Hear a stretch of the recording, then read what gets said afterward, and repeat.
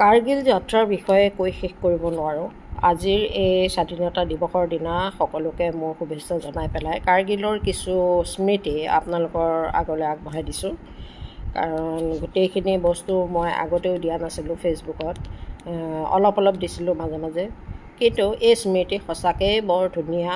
কাৰণ ইমান পাহাৰৰ মাজত যেতিয়া আমি কাৰ্গিল ৱাৰ মেমৰিয়েলত গৈ সোমাইছিলোঁ, গাৰ নোম শিয়ৰি উঠিছিলে। চাৰিওফালে পাহাৰ, শুকান পাহাৰ, তাৰ মাজত সেই এটা স্থানত যি সুন্দৰকৈ স্মৰণ কৰি মানুহসকলে এটা মেমৰিয়েল বনাই থৈছে, তাত এটা ভিডিঅ' ক্লিপ দেখাইছিলে আমাক, সেইখিনিও চাই পেলাই আমাৰ ভাল লাগিছিলে।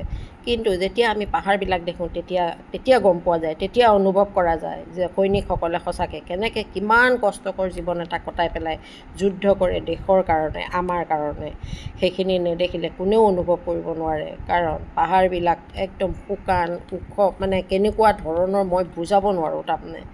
গতিকে এই সকলোবিলাক দেখি অহাৰ পিছত মোৰ চকুত পৃথিৱীত এনেকুৱা এখন নাই যিখন লাডাখতকৈও ধুনীয়া হ'ব পাৰে, কাৰ্গিলৰ স্থানতকৈও ধুনীয়া হ'ব পাৰে আমাৰ অসমৰ বা ইণ্ডিয়াৰ বাহিৰৰ স্থান।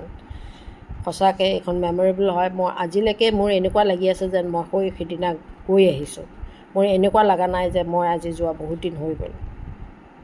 এই মেমৰিবিলাক আচলতে সঁচাকৈ সাঁচি ৰাখিবলগীয়া মেমৰি, আৰু এইবিলাক চাবলগীয়া। আচলতে আমাৰ মানুহবিলাকে সদায় ইণ্ডিয়াৰ বাহিৰলৈ দৌৰ মাৰে, কিন্তু এইবিলাক বস্তু চাবলৈ নাযায়, যাব লাগে।